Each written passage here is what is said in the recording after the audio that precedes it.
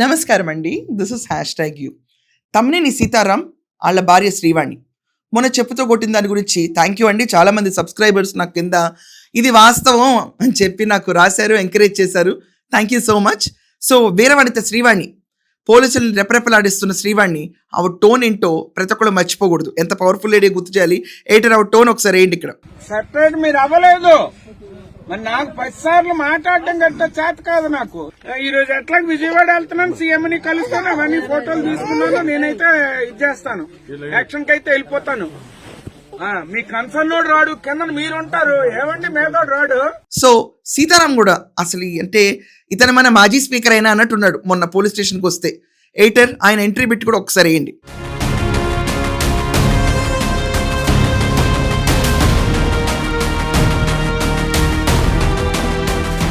So Sitaram పరిస్థితి ఏమైందంటే ప్రతి ఒక్క విషయానికి మీకు అందవరపు గోవిందరాజులు గారు తెలుసా అంటే తెలియదని చెప్పాడు. దాని తర్వాత అదబాల రజని ఒడిశా నుంచి ఆయన కూతుర్ని మీరు తీసుకొచ్చి పెట్టారు కదా, ఆ అమ్మాయి అన్న తెలుసా మీకు, నాకు ఆవిడ కూడా తెలియదు అన్నాడు.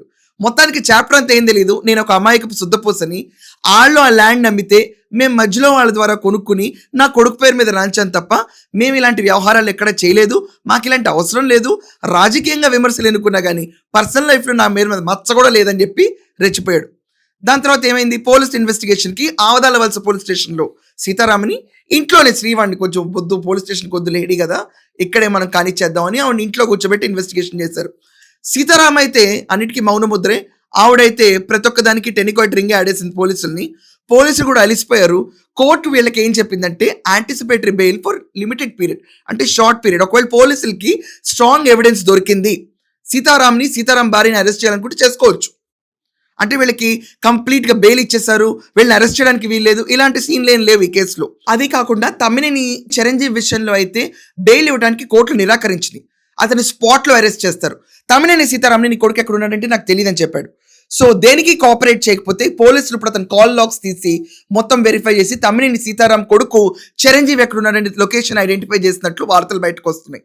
ఇతను కొడుకుని దాచిపెట్టిన కేసు మళ్ళీ ఇక్కడ పోలీస్ వాళ్ళకి స్ట్రాంగ్ ఎవిడెన్స్ దొరికిందంట. ఎస్, వీళ్ళే ఫోర్జరీ డాక్యుమెంట్స్ క్రియేట్ చేశారు, రిజిస్ట్రేషన్ చేసుకుని 900 గజాల స్థలం అందవరపు గోవిందరాజులు గారిది చెందిన భూమిని కొట్టేయాలని చెప్పి వీళ్ళు ప్రయత్నించారు అని చెప్పి ఒక ఫేక్ కూతుర్ని, ఫేక్ సర్టిఫికెట్ని, ఫేక్ సిచ్యువేషన్ ఎన్కాష్ చేసుకుని వీళ్ళు అంటే మన తమ్మినేని సీతారాం గారు, వాళ్ళ మిస్సెస్ శ్రీవాణి గారు, దాని తర్వాత రిజిస్ట్రేషన్ చిరంజీవి పేరు మీద జరిగింది కాబట్టి చిరంజీవి, వీళ్ళని ముగ్గురిని బొక్కలో వేయటం ఖాయం. ఇప్పటికే పోలీసులు చాలా అప్రమత్తంగా ఉన్నారు. నిన్న భోగాపురం ఎయిర్పోర్ట్ లాంచ్ అంతా అయిపోవడంతో ఇంకా క్లియర్గా శ్రీకాకుళంలో అరెస్టుల మోత గట్టిగా మోగుతుంది.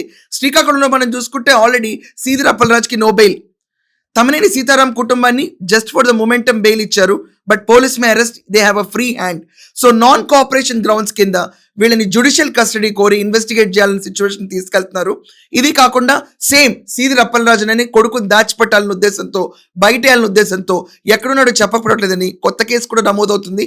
అండ్ తమ్మినేని చిరంజీవి పైన ఇన్వెస్టిగేషన్ అంటే అతను ఎక్కడున్నాడని ఆల్రెడీ సెర్చ్ మొదలైంది. Maybe in a day or 2 ఈ కుటుంబం మొత్తం జైల్లో ఉందన్న న్యూస్ బయటకు రావచ్చు. This is a bad time for YCP. మొత్తం ప్రతి ఒక్కళ్ళు జైల్లోకి వెళ్ళటం విచిత్రంగా జరుగుతుంది. ఒకళ్ళతో ఒకళ్ళు. ఇంకా మనకి మిగిలింది మన అంబటి ఒక్కడే. అంబటి కూడా ఏకంగా సిఐడికి వెళ్ళిపోతే చాప్టర్ చాలా ఘనంగా క్లోజ్ అయినట్టే. ఏదేమైనా శ్రీవాణి గారి దెబ్బకి పోలీసులు ఏంటి రాష్ట్రమే భయపడాలి. అంత కెపాసిటీ ఉన్న లేడీ బోడి 900 గజాల భూమి ఆవిడ అడిగితే ఇవ్వలేరా, ఇచ్చేయాలి అంతే. సో ఏమంటారు మీ అందరు దీని గురించి? మీ ఒపీనియన్స్ ఖచ్చితంగా రాయండి. That's all for now. Thank you.